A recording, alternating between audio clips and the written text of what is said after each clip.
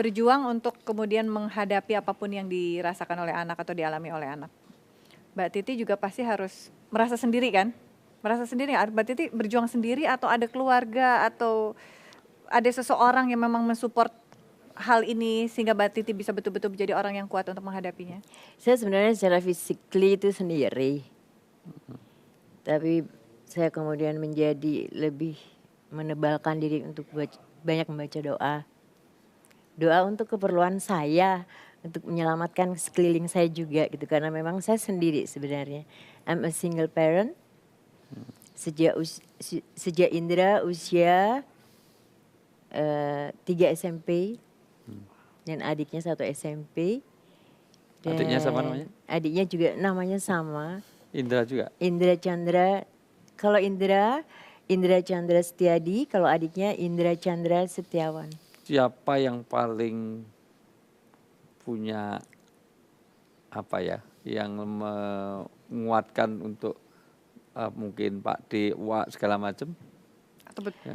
Yang paling menguatkan, yang memberikan banyak support secara mentally itu adalah ibu saya. Masih ada waktu itu? Sudah meninggal di Makla ya. Beliau ketika pergi haji kedua kali dan beliau berkata, kehidupan ini seakan engkau pergi perang. Jadi bersiaplah selalu apakah engkau akan menang dan kalah.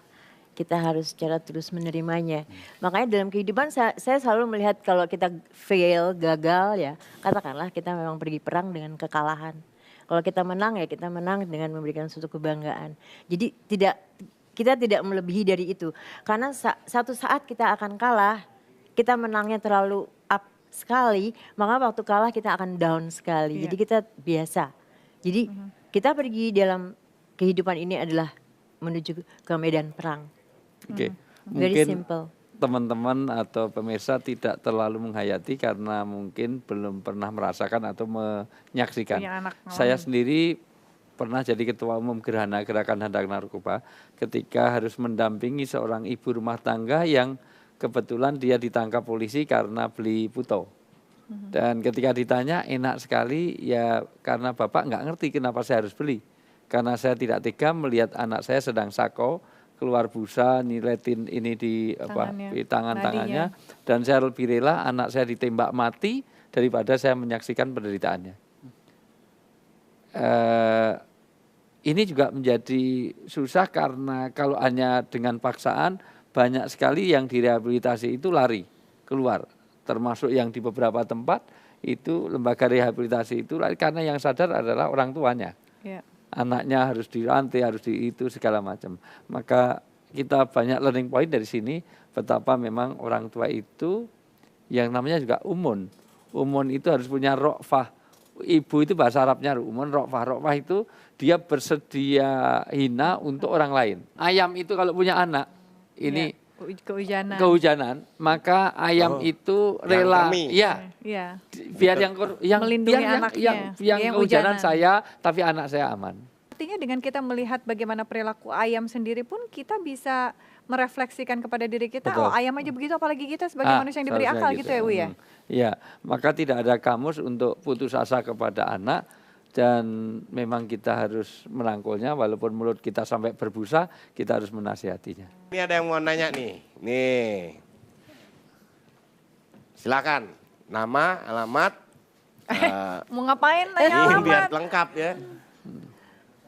Assalamualaikum warahmatullahi wabarakatuh. Waalaikumsalam warahmatullahi wabarakatuh. Nama saya Andrian dari Universitas Esa Unggul. Iya. Jadi begini Ustadz, saya pernah mendengar suatu kata-kata, orang yang bijak adalah orang yang tidak pernah terpeleset karena telah memiliki suatu pegangan. Nah yang saya kurang paham maksud dari kata bijak dan pegangan itu artinya apa Ustaz? Ya. Terima kasih atas jawabannya. Ya. Wassalamualaikum warahmatullahi wabarakatuh. Waalaikumsalam warahmatullahi wabarakatuh. Pertama, justru sebetulnya orang bijak itu bukan orang yang nggak pernah kepleset. Tetapi orang yang kepleset tapi menyadari keplesetannya itu. Karena manusia itu in between. In between itu ada godaan namanya lamatul malaik, lamatul syaitan. Tidak ada manusia yang baik terus itu nggak ada, itu malaikat. Dan tidak ada orang itu jelek, semuanya jahat, semuanya nggak ada baiknya. Pasti in between, jadi ada. Lah orang yang bijak itu ketika dia mau kembali kepada pegangan tadi. Pegangan apa? Pegangannya kepada, kalau secara umum, pegangan itu ukurannya gampang. Nggak usah pakai Quran, hadis, nggak usah pakai Bible, nggak usah pakai apa. Pokoknya orang itu pada dua ikatan. Karena orang itu tidak akan terjerumus selama pegang dua ikatan. Satu yang namanya hablum minallah dan satu adalah hablum minannas. Kalau di dalam Kristen ada vertikal dan horizontal. Artinya ketika orang itu punya kaitan dengan Tuhan dan juga baik dengan Tuhan, tapi juga baik dengan sesama.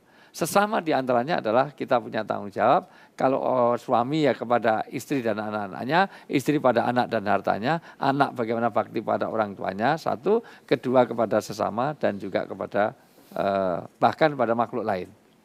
Artinya kepada binatang, tumbuhan segala macam. Nah, pegangannya sederhana. Ketika orang itu karena setiap orang itu punya nurani. Tahu ya nurani? Nur aini. Nur itu apa? Cahaya aini mata. Cahaya mata, cahaya batin itu selalu tahu bahwa ini baik apa jelek. Koruptor itu tahu nggak kalau dia salah? Tahu. Pelacur itu tahu nggak kalau dia salah? Tahu. Apa pernah jadi pelacur kok tahu? Artinya Kata begini, orang. Kata orang ya. Makanya dia tidak ingin anaknya jadi pelacur, nggak mungkin anaknya ingin jadi koruptor. Tidak mungkin pelacur kok cepat bersarjana meninggalkan mama sudah oversize, ini jarang laku, kemarin banyak orang sini sekarang jarang sekali, nggak mungkin. Ini menunjukkan ada nurani. Lah maka pegangan yang dimaksud adalah yang sesuai dengan nurani dan agama itulah yang sesungguhnya. Oke, nanti kita akan lanjutkan dengan Celtum ya. Tetap bersama kami di sini di Cerita Hati karena setiap cerita Berkesan di hati.